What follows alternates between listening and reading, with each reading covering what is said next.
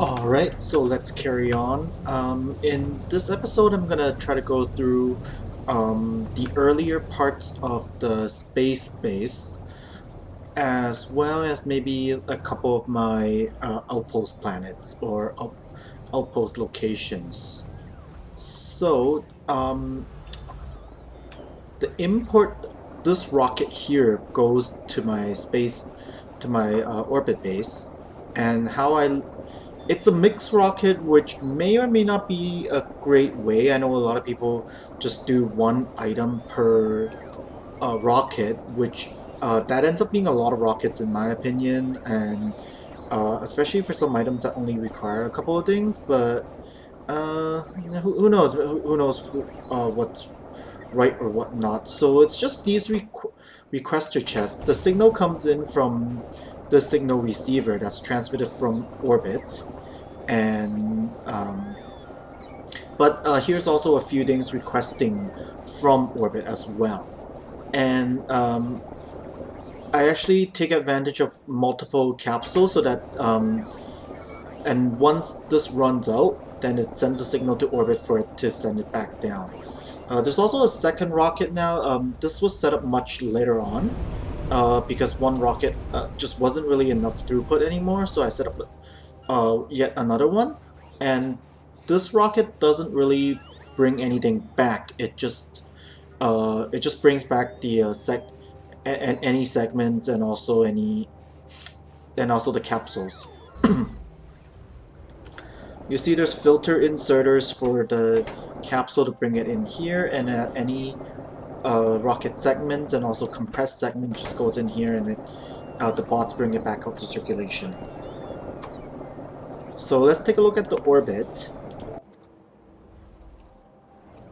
Where I first got here, it's this portion. This is my old landing pad, and now this is kind of defunct now, but I still keep it here just in case I want to bring in anything manually from a different rocket.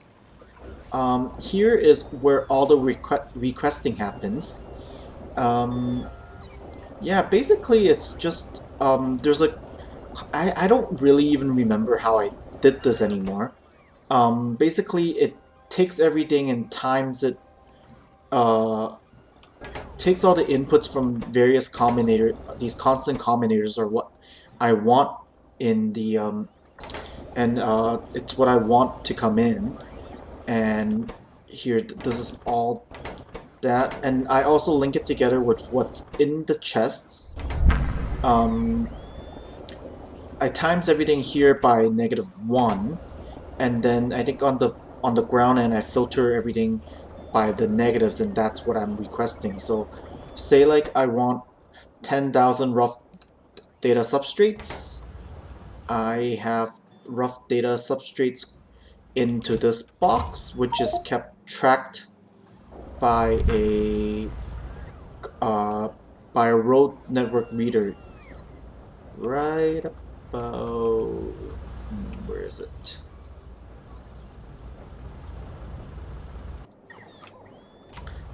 Ah, yes, right here.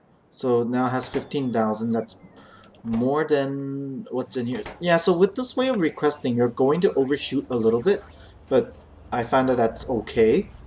And I just have these buffer chests here to keep in uh, what I want, and that for anything that's not going into part of the general road network circulation. Yes, these road networks actually work in space, believe it or not. It's a bit harder to build them now because now you have to build the scaffolding and then put down the road network, whereas in the past, all you had to do was place the road network. It's kind of annoying because the road actually doesn't go on top of the scaffolding, it replaces the scaffolding. Um, but a good thing about that fix was that these trucks used to just ignore the roads and actually drive right through, whereas now they don't anymore, which is a good fix. Either way, yeah. So one of the first things you have to do when you get to space is to um, it is that you have to set up these imports of these bottled fluids because you can't bring a lot with you. They stack terribly. They stack like 10 in a stack. So you need to start bringing in water, lubricants, petroleum gas, heavy oil, and light oil. And I've actually kept all these setups here. It's fine. I'll use some uh, of the rocket delivery capsules, but it keeps things happy. And I mean, it doesn't really get used too much now because a lot of things don't. Because if I have, say, like lubricant, if I have it incoming from another source, then maybe the trucks don't come to this one. But it's okay. Some of it running is still fine because you actually do need those empty barrels to make the rocket science pack. It's kind of funny that it brings some use of it, but otherwise the rest of it just gets recycled once there's too much into steel. So the first thing you have to do is set up these receiving delivery cannon chests, and then you can keep these fluids going. And the first thing you have to do is put down a decontamination facility to make this cosmic water, and also that gets made into the chemical gel, and eventually this thermal fluid. This thermal fluid is something that you're going to be seeing in basically every single science build.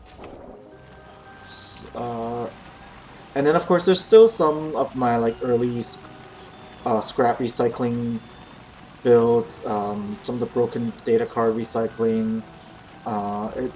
These they do add on a little bit to what I need them to do. And then this is the setup for my first rocket science tech pack. This is actually enough for everything you need to do. These actually for most of the tech packs, one of the space manufactory is way more than enough. Oh yeah, another thing is that you got to start making these in space machines. So basically this decontamination facility you can only make through a space assembling machine while you're in space, and then you put that down and makes the cosmic water. The cosmic water is required to make this space manufactory, and this space manufactory is insanely fast in its crafting speed that for most things you really don't need more than one. So yeah, basically, and then you'll see this thermal radiator unit which uh, which takes like the regular temperature thermal fluid and cools it one level, and then it becomes this cooled thermal fluid, and then it goes into yet another hypercooler to cool it to -100, and then later you'll see another hypercooler that gets it down to yet one more level. And all these are looped they're loop recipes, meaning that when you take, say like this one, when you take in the thermal fluid -10, it'll output I think, let's see here,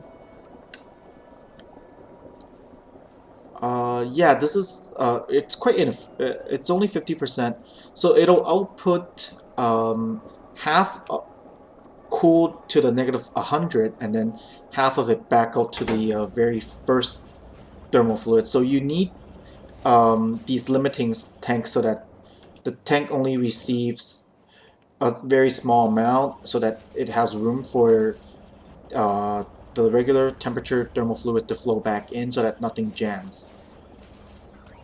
And another thing is that these rough data substrates need to be polished, either using chemical gel or using the cosmic water. This is my first generation setup for the polishing, and then the polished data substrates gets made into these blank data cards. This is different from the K2 blank data cards. These are for use in space. And then the theme with most of the sciences in space is that you have things making it in. This is this basic science is going to be a bit of an exception where all you need is the supercomputer to turn it, and it only uses the -10 thermal fluid, and it makes it into a machine learning data, and then that goes in as part of the production of the actual rocket science pack. And a lot of there's going to be byproducts of all these processes, and this one only produces some junk data which it can get formatted, and it'll give you some of the blank data cards back, but it'll also break a part of it. It'll break a part of it, and the broken data cards are just scrap. Okay, so let's go now then to my asteroid belt 1. One of the first things you need to do is get water ice, because bottled water is it compacts very poorly, and so it's very inefficient to try to transport um, to, to try to transport the a bottled water that way. So you can see I have a bit of a beryllium mining setup here. The asteroid belts tend to be very rich in beryllium, so I didn't really want it to go to waste. And here you see like a little spaceship that actually sends this beryllium into to my beryllium outpost. I'll show you that later on. So this asteroid belt has quite a large field for the water ice, so I mine it here.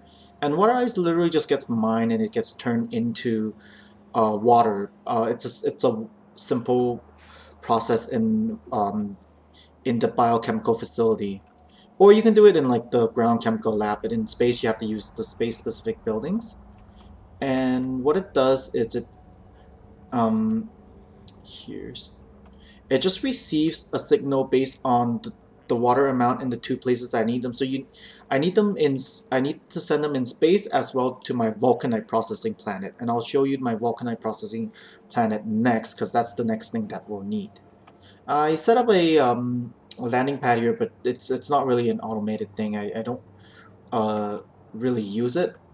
Um, and then of course, because this water ice is I built a water ice hauler to my orbit base for later on, but currently um, I'll talk about that. I'll talk about that after. You sometimes do need to do a bit of combinator work with these with the way that you do this kind of the way that you link up this inserter, for example. You have to try to make sure that it doesn't. One thing about these cannons, it'll keep shooting, and sometimes in the cases of power surges or blackouts, it will, when the signal doesn't come through properly, it'll actually just keep firing. So you want to try to make sure that your signal um, is not like the way that you set it up, that it doesn't keep firing on a negative or zero signal. Um, so you might want to, like, on the ground end, you might, on the other end, on the receiving end, you might want to take a combinator and multiply it by negative, and then set a certain amount that you want, and then instead of doing it that way. I'll show you in a second. So say for example this goes into the orbit, into my water tank for the orbit. Let's go back to the orbit. Actually, I'll just show you quickly my setup. The space rails look absolutely amazing in their art form, by the way, and they're amazing in that they don't require any scaffolding to go under. You can actually just lay the rails down right as they are.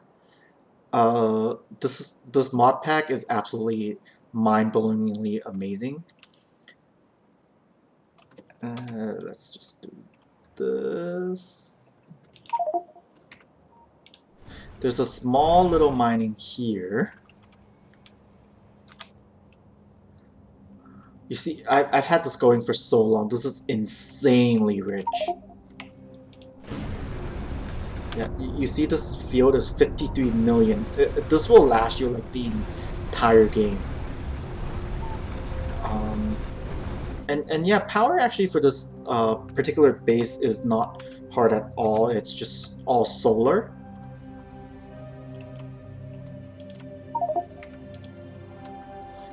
Um,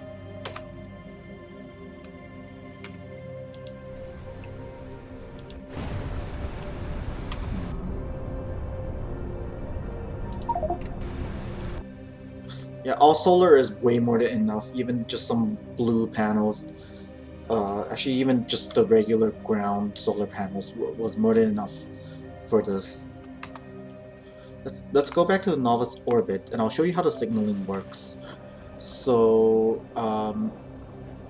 here is a tank that I'm looking at, and actually, let's see if this is a great example. No, that's a terrible example because I have it sending with the water at an actual level of 100,000 because I don't expect water to ever. I mean, I don't expect power to ever run out in here. So then, but there's been times when it does surge and then the signal doesn't get transmitted and it keeps hitting here and it damages all the buildings around. But let's go to our Vulcanite outpost.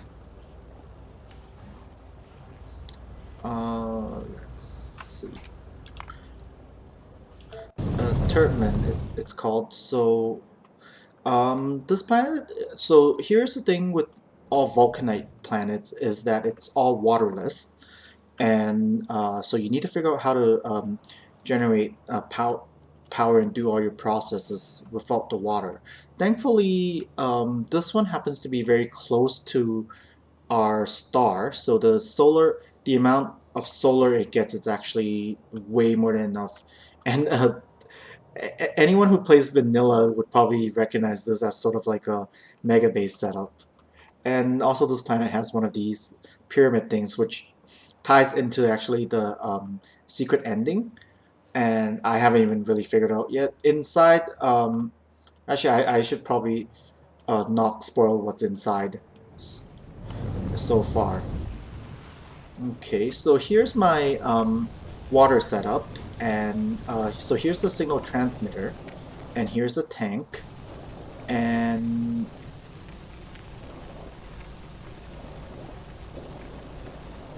um,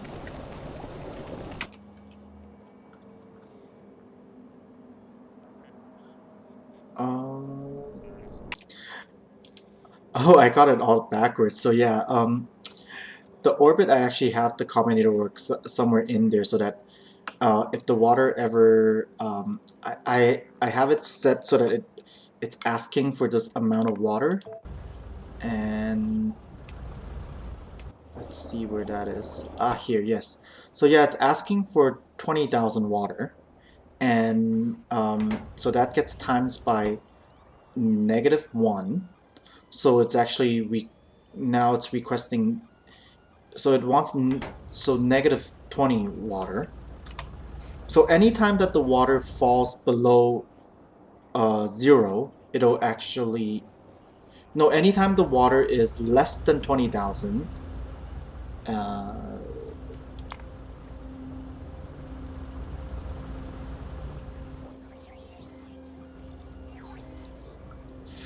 how does this work? Okay, yes, I get it. So, um, it takes everything. So this is it might. So it goes -20,000, and then you take what's in here, and if it's more than 20,000, then it'll be a positive number, so that um, it doesn't actually send.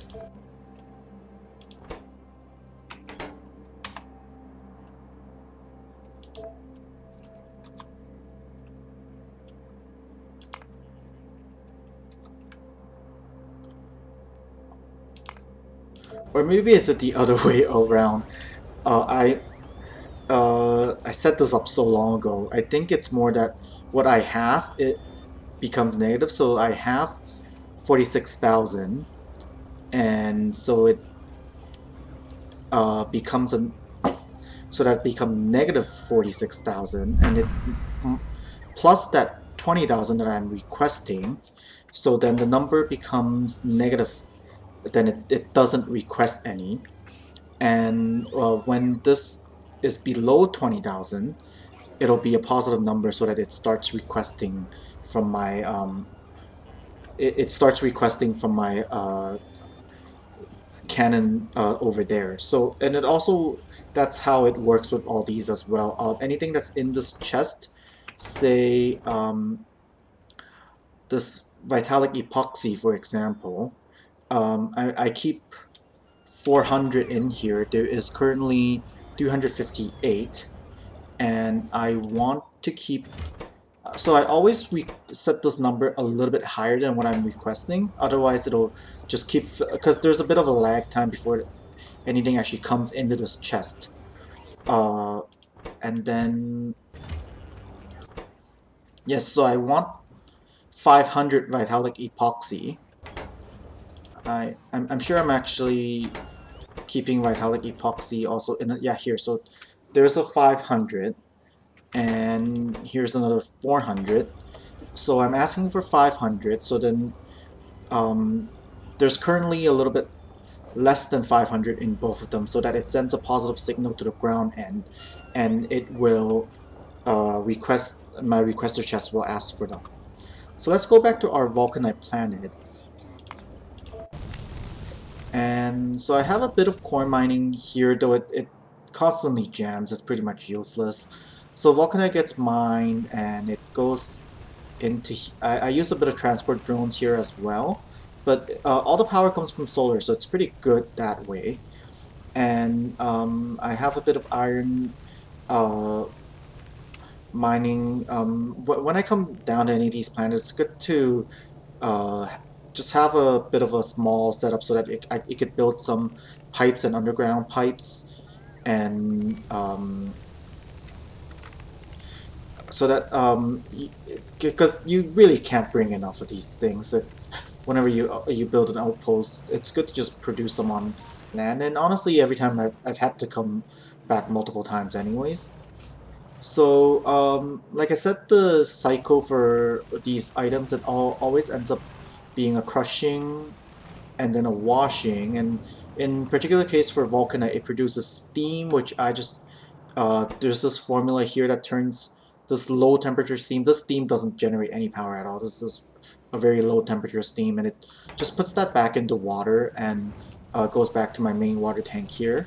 So this receives the water from the water ice from my asteroid belt, and it just has a limiter here that only fills the tank a little bit more than halfway, so that any excess water from any processes can go back in. And there's also oil on this planet, so I can just do the oil processes right here, which is good because one of the things, there's no coal here, so the Crastorio 2 has this great heavy oil to coal filtering formula, so that you can actually get coal from the heavy oil.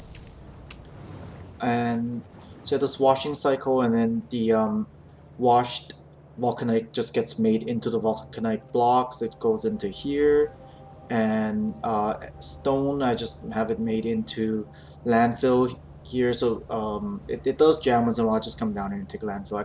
I always need more landfill. And so I do need, the reason that I need that coal is because I actually do need plastic here. So there's plastic, and then this is one of the two intermediates that's required to, this is required to process iridite. And so there's these called cation exchange beads, and it takes steam, sulfuric acid. So I also, there's another reason to process some uh, oil here. and also plastic, and then and the vulcanite blocks, and it turns into these beads. This setup's actually quite enough. This produces more than enough.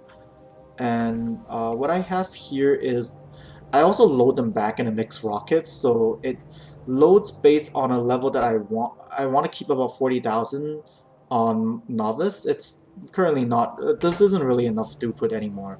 If I were to keep playing, then I have to probably build another rocket. The amount of vulcanite blocks I'm producing is way more than enough. You see these two chests are barely moving.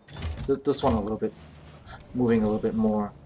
And yeah, so it loads when it's anywhere less than 40,000, and it also loads these beats whenever it's less than 80,000 on the ground end. And I just let it load up. Once it fills up, it'll off it goes. And let's go back to novice.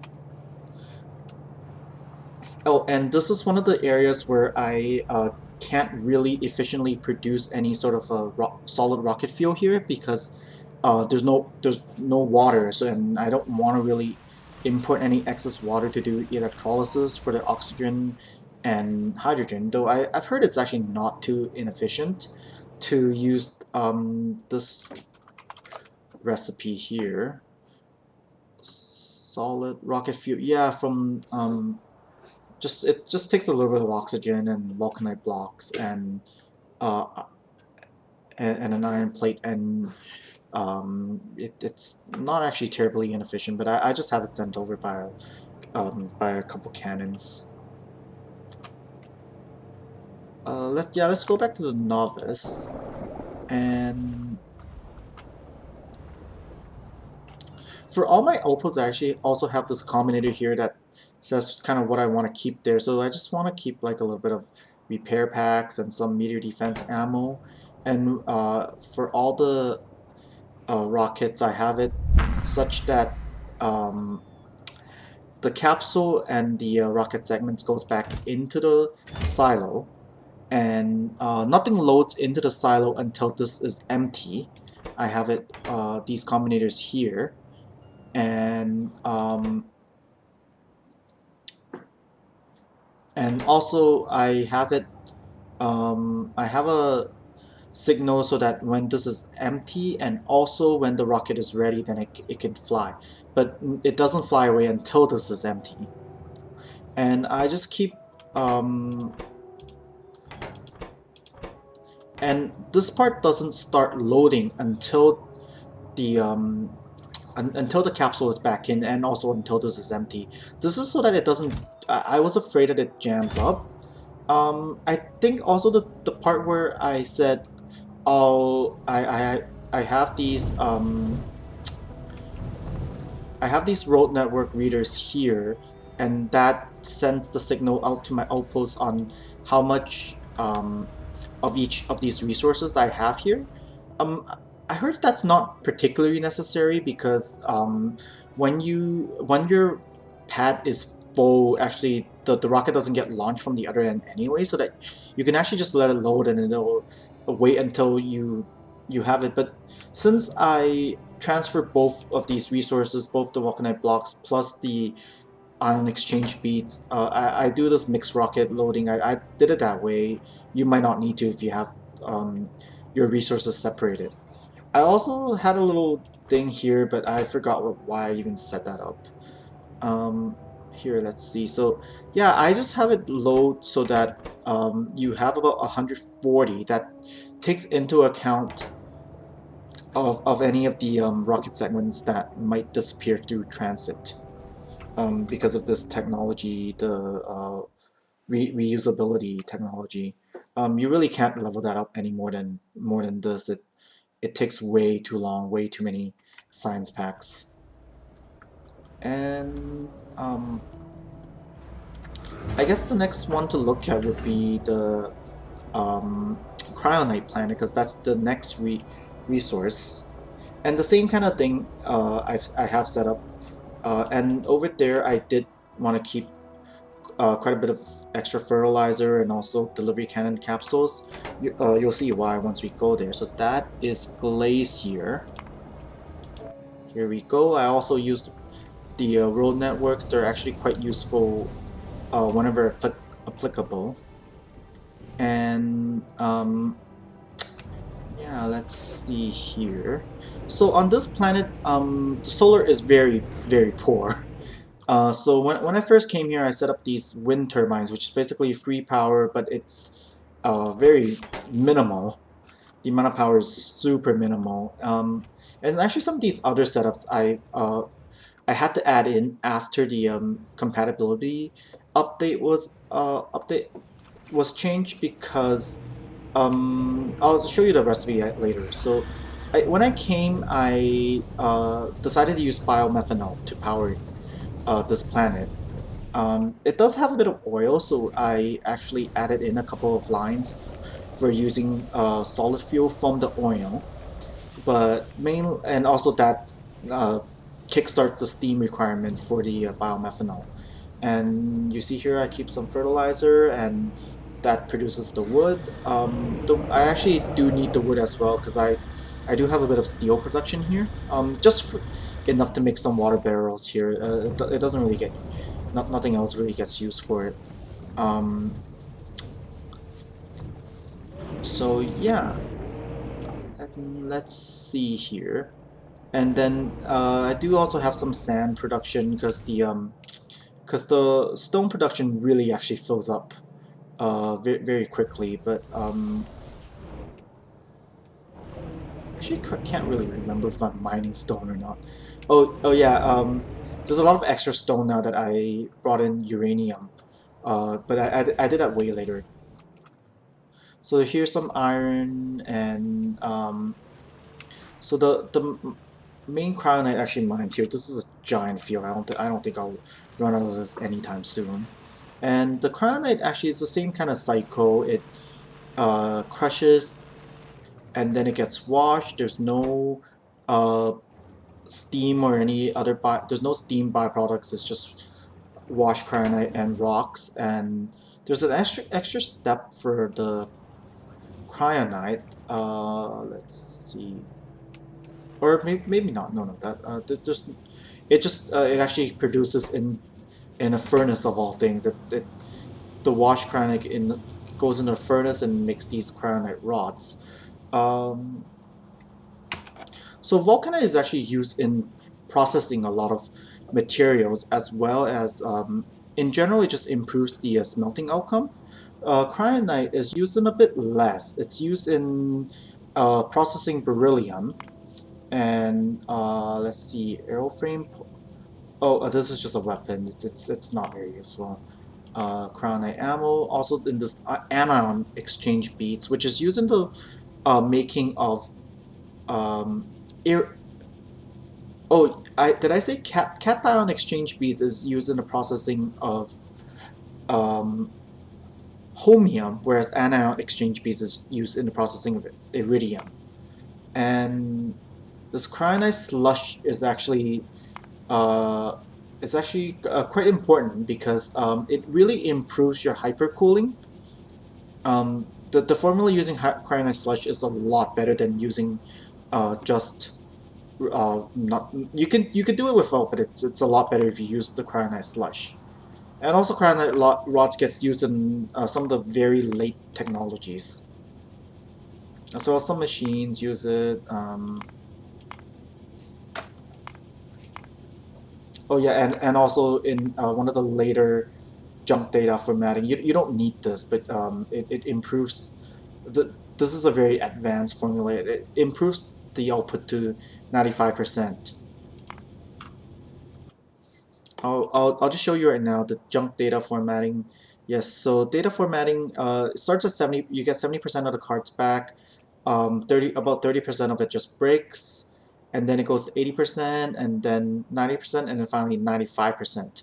But this deep supercomputer is actually it's crazy and expensive to produce, and you're not gonna be making too many of those. So yeah, here I also have oil processing to make. I just make sulfur here. I'm gonna pause the video while it saves. Okay, and so yeah, I just make the sulfur here on site, sulfuric acid, um, and then also plastic here and There's some cryonite rods made into cryonite. So one of the reasons to make cryonite slush here is that you could actually process the cryonite slush and water in. You could actually produce your own water ice instead of mining it, which I also have it made here just as a backup to if the other places, if the asteroid belt starts being inefficient, then I have it produced here. And then finally here we have the anion exchange beads being produced, and now instead of taking the sulfuric acid, it takes nitric acid. So I've had to figure out a way to bring in to just make nitric acid here. Thankfully there's some mineral water here, and I found some rare metal extremely far away, but uh, at least I can make it. I could just mine it here locally instead of having to bring it in from one of my other planets. The thing is, once you start using some of the higher level modules, there's really no real way that you can there's no way you can really keep using your some of your lower tier power production methods. You really do need to start using uranium, and I believe there was a small amount, bit of uranium somewhere here. Oh yeah, it's just up here. So, thankfully, yeah, there's some uranium here, and I, in fact, send some. So I have uranium processing, which gives me the extra stone needed. Also a bit of extra iron and um, stone. It gives me some of the stone needed to produce the chlorine necessary to mine the rare metal. And